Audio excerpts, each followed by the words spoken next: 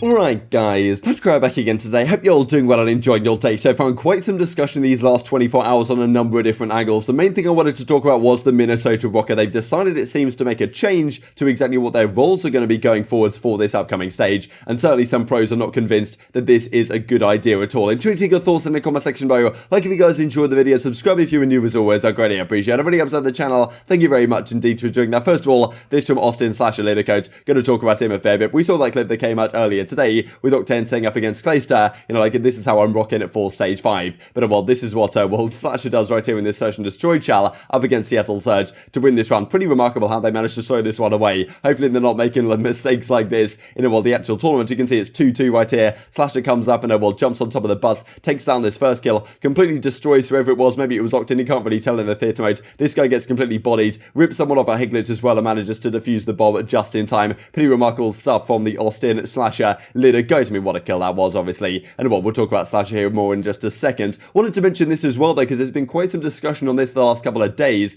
with some of the European amateur players. Of course, there's a community stream that goes through and actually casts the matches, and some of the players don't want their matches to be casted, which is obviously very controversial because, of course, like, at the end of the day, maybe they want to conserve some Search and Destroy strats, right? Because when they get casted over by a community stream that isn't enforced to be casted over by the CDL itself, you get situations where Search and Destroy strategies might become available to other teams to watch. At the end of the day, it's like amateur Call of Duty. How many like incredibly detailed Search and Destroy strats really are there, and do the benefits outweigh the cost? Because what Arcitys says in reply, as you can see, yeah, I wish I could. I'm about to DM the CDL about it. That's why it's a troll. I'd never actually say that, but some of you look at the smaller picture. I watch a lot of these matches, he says. So this is what a lot of these pro players do, and a lot of that, I'm sure the analysts and the kind of the scouting staff in the CDL do. They watch a lot of these amateur matches to see who the next guys up are. And if you're not allowing your matches to be streamed, then you're losing out on all that potential and, eyes really on your gameplay, right? Like, let's say you do really well in a match. A lot of pros, who knows if Arcitys is watching, and then all of a sudden there starts to be some talk in the pro circles about this player that took over that game. And if you've decided to say, okay, yeah, we don't want our matches to be casted because we're going to reveal strats or whatever, then maybe you're losing out on massive opportunities to actually get spotted by some of the big pro players, right? Because as he says, I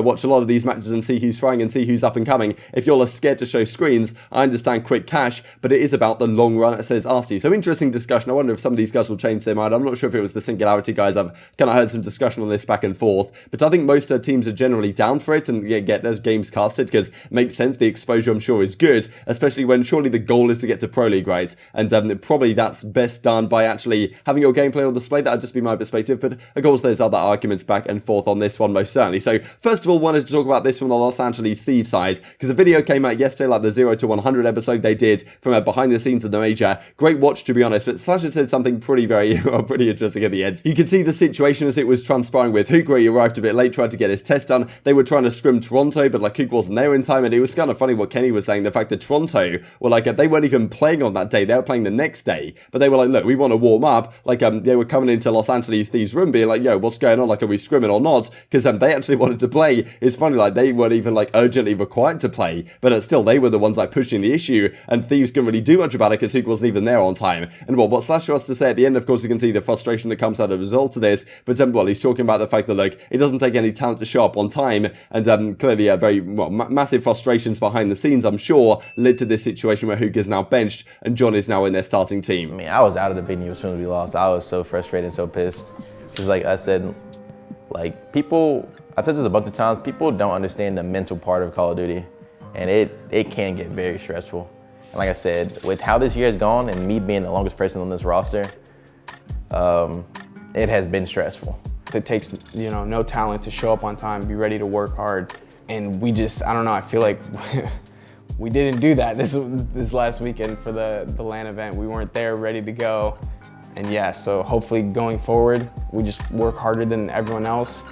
And whatever happens, happens, because I'd rather go into an event, working as hard as possible and then lose rather than you know, doing whatever and then losing, because at least you gave it your all, you know, if you worked as hard as possible. So from the Los Angeles Thieves perspective, they sit in 7th right now, which is not the ideal positioning at all. I'm sure they want to get that 6th seed or even higher, probably going to benefit them when they do get to the World Championship. But of course, like, they do still, well, they're pretty much going to get to champs. The bottom 4 teams are pretty much set at this point. And well, they can still overhaul a squad like the Minnesota Rokkr. Seems to me like it's possible. I'm not 100% sure what the champs bracket is going to be. We've only at this point heard rumors, but I'm pretty sure we saw Accuracy the other day saying that he believes that if there's teams that don't make it, as there are teams, the bottom 4 teams don't make it, then at least every team should make it through to the winners bracket, but maybe 7th and 8th actually start in losers, which is, I don't think, a good idea. But what it does mean is that the 6th team, which I'm pretty sure starts in winners, at the very least, is the 6th place seed is of massive importance. So, well, Thieves and Mutineers both can catch up here. Thieves have a tough time. We'll have a look at their group here in just a second. Mutineers could certainly do it as well, but their group is also very challenging. So,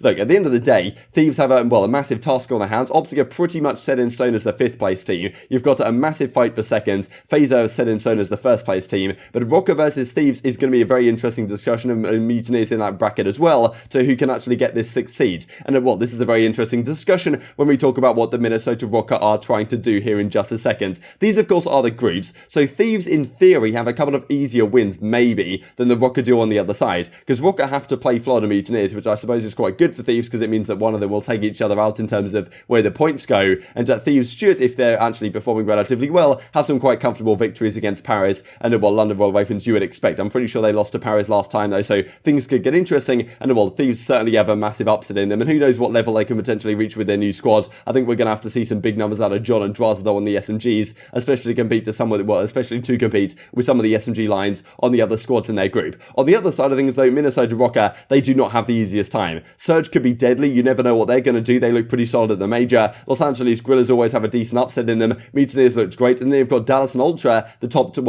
of the top 3 teams at last event outside of the Atlanta FaZe. So Rokkr in an interesting spot. And especially because at the start of the season, we were talking about the Rokkr potentially being a pretty solid team. I wasn't convinced they were going to be great. Of course, they make this change that Accuracy comes out. MajorManiak now back in, and Standy has been a revelation for them, really, since he joined their team a couple of months ago now. And they had great results with them initially, but then things kind of fell off. And a lot of people have been talking about the possibility of Priestahh and Attach maybe swapping roles. Because Attach, no doubt, is a great SMG player, but I don't think he really fits into the ideal, like, fast-paced, aggressive SMG that probably you need nowadays. Attach has always been a slower, more methodical player, and maybe they feel like they need someone, who can do that more aggro role. And I think, if anything, Attach, his playstyle is probably better suited to a flex, if not like an AR. So, well, it seems like that might be what they're trying to do. There's some discussion here on TJ's stream, once again, so things go out on TJ's stream. No real surprise about it at this point, but, well, TJ and some of the other guys are like, well, hang on a second here. Prestinni, that being Priestahh, of course, back on an SMG as he was at the start of the season, which I think is maybe restricting his playstyle to some degree, because I think he's better suited on a flex, because that's one of his biggest benefits, really, as Priestahh, is the fact that he has, incredible versatility as a player. If you're keeping on the full-time SMG, probably you're losing something there, but maybe not. But certainly some of these players are not convinced that this is actually a good idea for this team, given Attach has been, primarily an SMG player for so many years, and Priestahh has proved that he can actually be a very competent flex player with the second AR in hand, as he has done these last couple of stages. Priestahh sub. Hamza joining. Wait, Priest is a sub? Yeah. Who runs their second AR? And I have to assume Dill. Attach, yeah.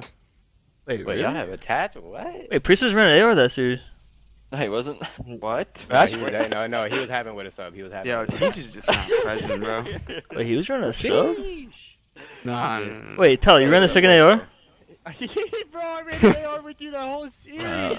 Jesus. Oh, Jesus Christ. Not for oh, the reverse man. sweep. Bro. No wonder why we got reverse swept him. Dude, we were doing so They put good. Preston back on a sub? You guys fucking lost? Alright, wait, so do we only have 3 ARs then, or what? Yeah, come on, Yeah, bro. but did you want to know? Teach out Broken the- in? Preston was everything with an AR. They put him back on a Wait, sub, Teach, dude. are you running AR this series or not? He was everything, I'm not gonna hold you. So what do you guys think about this potential change for the Minnesota Rokkr? From my perspective, I think an actual roster change is pretty much out of the question at this point. If I'm a pro team, I'm looking at some of the best teams in the game, especially FaZe, and I'm thinking, look, they've played with each other for so long, they have the chemistry built up, they have so many practice, they have so much practice, so many reps in on so many of these maps, that it's just going to be so hard to take down with a new squad. And I think, if anything, that's where Thieves have suffered to a degree, the fact that they've made so many changes they haven't necessarily given their team a chance to actually get good, right? Like Dallas Empire did it with Vivid. He was pretty woeful the first couple of series he came in for them, like he had a 0.6 or something the first couple of series he played, and then, you know, they give it a few weeks. By the time they get to the major, they're actually looking really solid back on LAN. Maybe Thieves haven't given themselves the chance to do that. That's why I think, okay, most of these teams should at least give your team like a stage or something to see what progresses, even though the Thieves have been talking about a fair bit. They're like, you know, they put their team together, they figure out within a few days whether it's going to work or not. Maybe that's the case, but well, some teams, they seem to improve drastically over time. So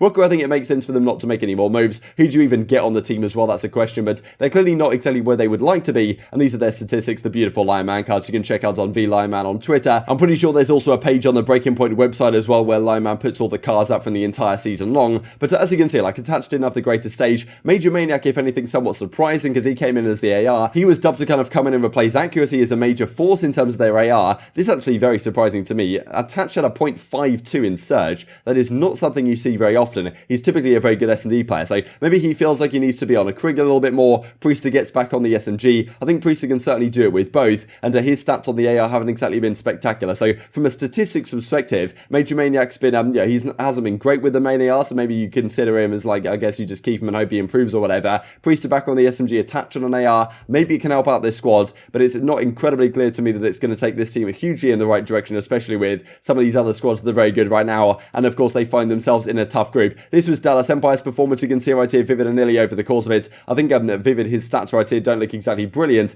but well, as soon as he joined the team, they were woeful, so he got a lot better towards the end of the stage, no doubt. Shotzzy with a 96 overall, because you can see not only is the KD pretty impressive, but also all this green and purple right here shows that his engagement and in terms of his percentile within his role, that's kind of how Lion Man does it, if you guys aren't aware. Like, you can see MajorManiak's stats aren't terrible, but he gets an overall 70. That's because it's compared to other assault rifles in his role, and Shotzzy in a similar boat, right? It's compared to other SMGs playing where he does, and that's why, you know, Shotzzy's so much better than that. And even Crimsix had phenomenal performances here, especially in Search and Destroy. Wow, that is outrageous. 34 and 8 in first bloods for Crimsix. That is certainly a statistic that other teams are going to try and shut down for the rest of this season. Wanted to finish off with this that Glacier points out as well, because Dallas Empire tweeted this out yesterday. Where do you rank these ARs of all time? You got the Modern Warfare M4, of course, you know, incredibly overpowered weapon, to be honest, but not maybe one of my favorites. The M8A1 in Black Ops 2, what a gun that was. The Crimsix in this game, the ACR Modern Warfare 2, the Ballad of Advanced Warfare. I knew as soon as I saw Glacier replied, he was going to mention at the very least the Bal from Advanced Warfare, because he was an absolute demon with that weapon. He says the ACR and the Bal, which are probably were, you know, the best ARs, I guess, on this list, but I certainly have a soft spot for the M8A1 back in Black Ops 2, and even the M8A7, to be honest, in Black Ops 2. That was quite the time. But yeah, very much intrigued to your thoughts on all this stuff in the comment section below. Hope you guys enjoyed the video. If you did enjoy it, I'd greatly appreciate a like on the video. I really upset the YouTuber because I know you enjoyed this content. Other people like you may enjoy this content as well, and I've grown the competitive Call of Duty community. Thank you much as always, take care, and I will see you next time.